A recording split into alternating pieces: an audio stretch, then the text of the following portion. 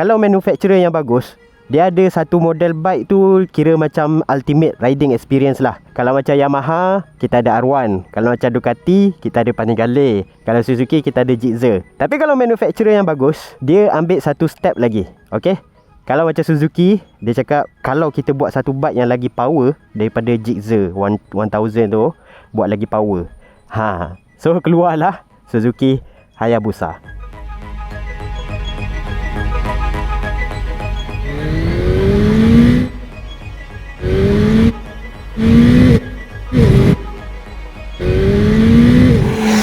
Hayabusa ni Suzuki jarang update tau. Kalau update pun 10 tahun sekali. First model keluar dulu tahun 1998. Sekarang baru ada third gen punya model. Tapi kali ni lambat sikit keluar. Entah asal. So apa yang ada dekat gen baru ni?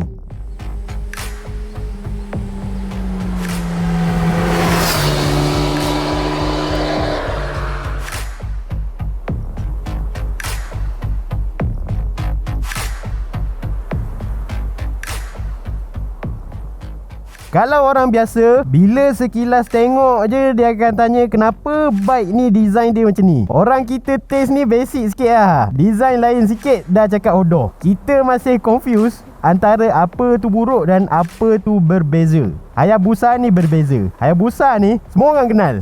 Dia tak ada tajam-tajam tau. Petak-petak, geometri yang jelas, bike ni tak ada. Bahasa design dia lebih kepada block, curve dan smooth.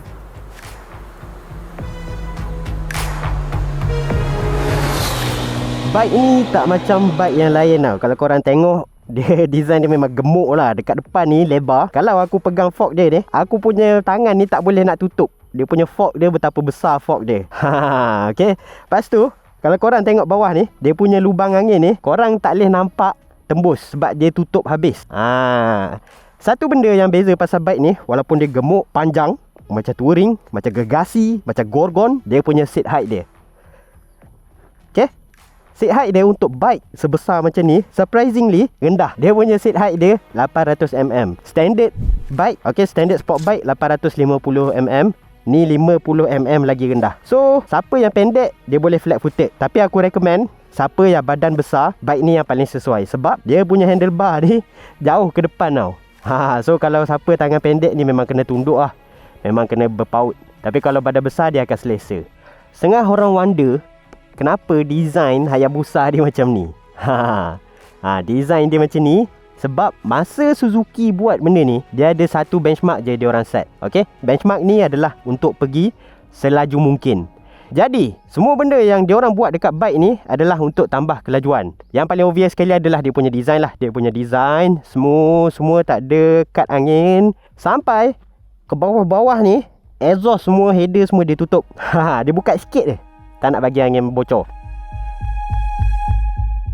Paling obvious design fairing dia lah. Semua smooth, tak ada cut flow angin, lubang semua tutup. Segemuk-gemuk enjin, dia tutup habis. Kalau korang tengok dekat depan ni kan, okay, dia orang letak intake dekat sini. Okay, ni orang panggil dia ram air system. Maksudnya kalau korang bawa laju, dia pakai tekanan masa laju tu untuk tambah lagi tekanan intake dekat enjin. So horsepower dia lagi bertambah, lagi laju, lagi power dia punya enjin. Ni sampai ke sini Suzuki ambil inisiatif untuk buat motor ni jadi laju.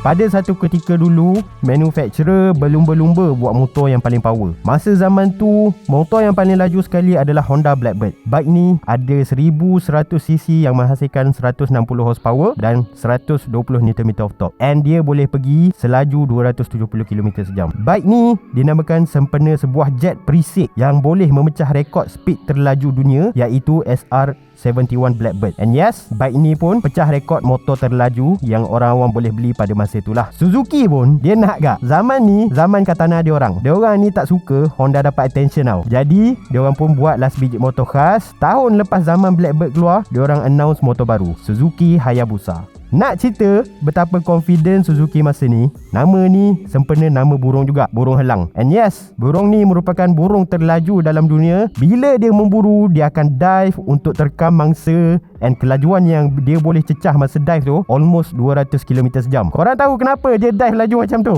Sebab dia nak terkam blackbird. Yes, makanan dia blackbird tuan-tuan. Dia memburu dengan speed. So adakah Suzuki berjaya? Yes. Korang tanyalah mana-mana, orang yang tahu, orang yang tak tahu pasal bike, tahu tak Busa? Confirm dia orang tahu. Even bukan mak motor pun tahu Hayabusa ni legend. Nak cakap berjaya Suzuki ni sampai dia trigger fenomena gentleman's agreement. Disebabkan manufacturer dulu ni semua berlumba nak bawa motor paling laju. Orang politikkan pula benda ni. Kenapa nak bawa motor laju-laju, safety bla bla so on. So untuk elakkan action ni diambil, manufacturer ni pun dia pun buatlah meeting rahsia.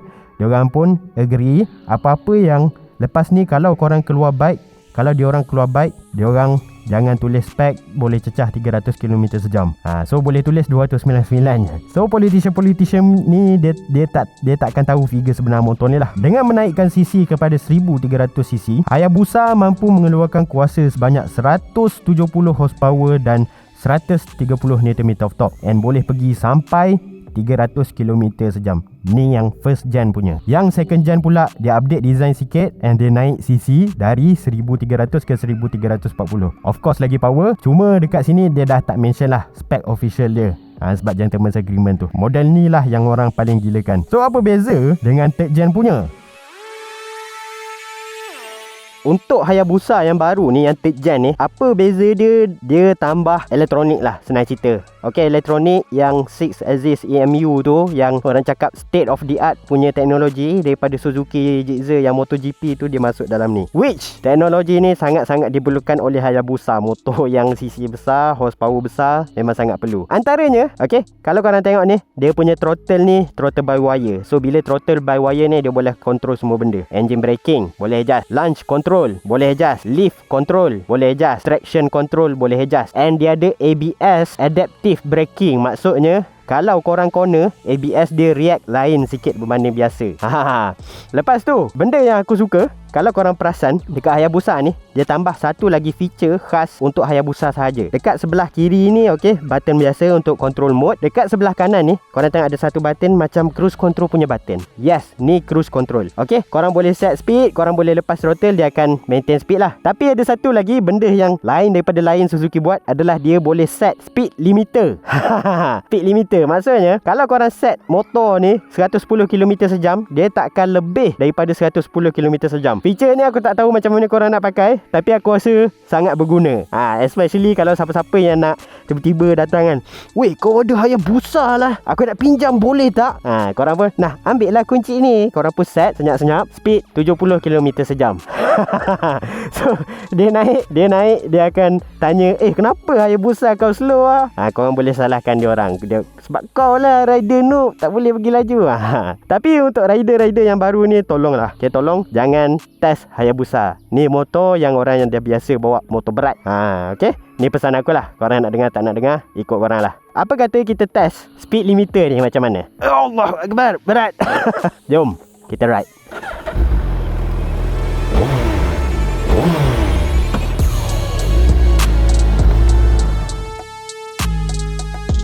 Jom kita tengok selaju mana bike ni boleh pergi.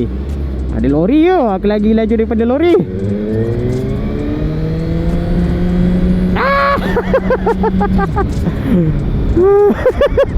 Dia tak nak naik dah.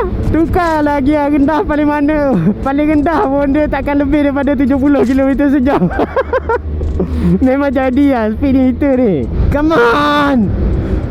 Ya, laju lagi. Susahnya nak potong lori ni. Aku dah full throttle kan. Tengok dengan aku. Alamak, macam mana nak off ni? Okay.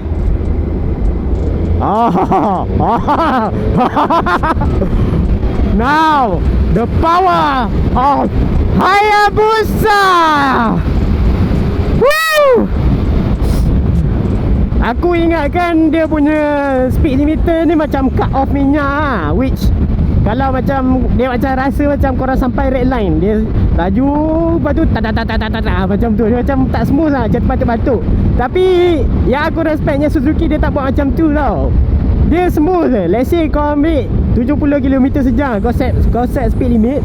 Dia nak sampai speed limit tu, dia macam slow down sikit. Dia smooth je. Lepas tu dah sampai 70 tu, dia macam korang stay je sampai situ. Dia takkan naik. Lepas tu kalau korang lepas throttle, korang pusing throttle mengejut pun, dia akan slow-slow naik dan takkan lebih daripada 70 km sejam. Yang ni benda yang aku tak expect lah. Suzuki ni kalau dia buat something dengan the best approach lah. Lepas tu kalau kau nak on cruise control, korang tekan button cruise ni. Lepas tu korang tekan set je yang negatif ni. Lepas tu jadilah cruise control. Benda ni feature lama tapi tak biasa lagi dekat bike yang baru-baru ni. Aku tak tahu kenapa. Kalau aku upshift masa cruise control on, dia akan stop cruise control tu. Satu information yang korang nak tahu. Okey lah, kalau aku nak simpulkan satu benda pasal third gen ni, overall kalau aku nak cakap, third gen ni memang sangat smooth.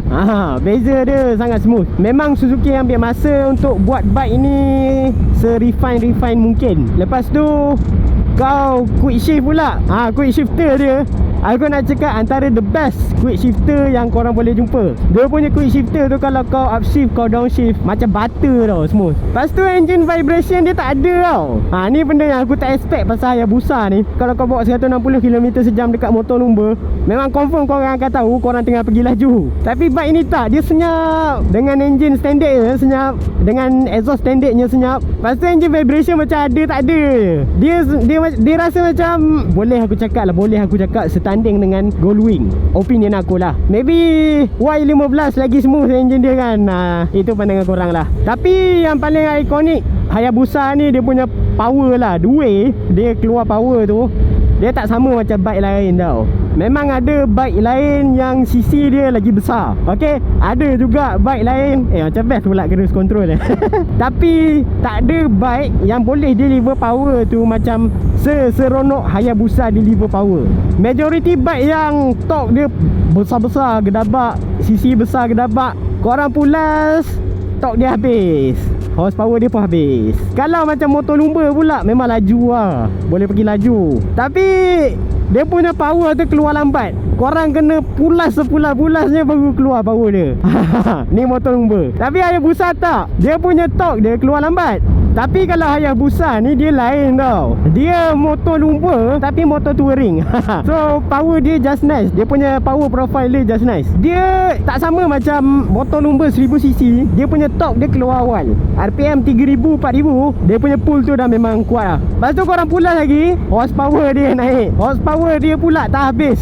Sampai 9000, 10000 dia boleh naik lagi. And naik dia tu still laju lagi. Walaupun gear 6, 280 km sejam. Aku pernah try 280 km sejam. Setakat tu je yang aku berani try. Dia boleh pergi naik lagi 300, tak ada masalah. Memang confirm. Aku boleh confirmkan dia boleh pergi lebih daripada 300 km sejam. Figure sebenar aku tak pernah try lagi. So siapa-siapa pernah try, aku hopefully korang still bernyawa lah. Aku tak tahu korang nak try kat mana, tapi bahaya jangan try. Okay, aku on GPS GPS telefon. Korang boleh nampak Okay, selalunya GPS ni dia slow sikit lah banding dengan Speedo. Ataupun Speedo dia laju sikit banding GPS. Tapi tak kisahlah. Korang nak tengok angka GPS kan. Aku buka lah on. Okay, kita start launch control.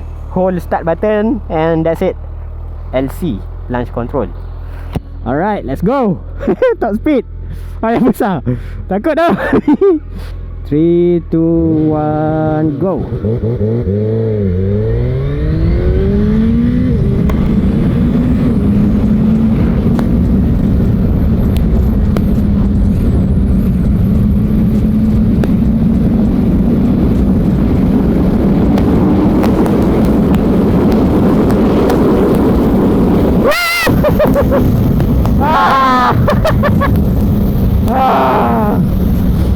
Boleh lah. Tapi korang boleh tahulah Hayabusa ni laju mana kan. Memang laju gila. Aku pernah lah masa aku balik itu on the way aku ambil bike ni. First time aku dapat bike ni, bertemu dengan M5 pula. Bukan 5 series tau, M5. yang ada 4 liter tu. Aku tak sure lah competition package ke apa ke, tapi memang laju lah. Dia pula tengah cocok orang masa tu. Aku tak fikir 2 kali. Hayabusa ni memang confirm kalau kau naik bike ni memang kau paling laju lah. Aku pun cocok dia. Dia pun tekan selaju-lajunya. Daripada 200 naik ke 260, naik ke 280. Aku pun lalulah sebelah dia. Macam ni lah aku lalu. Ui, susahnya nak potong. Kau tahu throttle aku dekat mana masa tu? Throttle aku baru 50%. Sekali aku buka habis, terangkat juga tayar depan ni. Dia kena tinggal 4-5 tiang tau. Lepas kena tinggal tu, aku slow down lah nak bagi dia catch up balik kan. Tapi dia tak nak dah potong aku. Dia bagi aku duduk depan je. Aku slow mana pun dia follow je belakang aku. Ni lah antara bike yang siapa ada kereta 1 juta ke 2 juta ke, kereta tu horsepower banyak mana pun, dengan bike ni orang yang ada kereta tu telur dia boleh kecut tau. Laju dia tak logik. Dia punya jarum tu, selaju mana jarum RPM naik, selaju tu lah jarum speedo tu akan naik. Boleh matching tau. Tapi satu benda yang aku respect pasal Hayabusa ni, dia punya engine dia robust lah. Dia memang tahan lasak engine dia. Untuk spek configuration motor lumba macam ni, sebenarnya agak surprising jugalah. Dia boleh tahan engine dia tu. Setengah orang dia buat bike ni daily ride kan, dia punya odo dia cecah 200-300 km, 300,000 km, and bike ni still hidup tau. Sebab tu orang suka bike ni. Dia punya engine dia tahan. Disebabkan engine dia tahan, orang start tambah benda dah dekat engine. Orang start mapping lah, orang start tambah turbo lah. So dekat auto show korang memang nampak motor ni antara motor yang heavily orang modified. Sebab engine dia ni orang tahu dia boleh pergi jauh. Buatlah apa-apa pun dia tak susah. Dia tak susah kong. Ni lah sebab kenapa orang suka Hayabusa ni.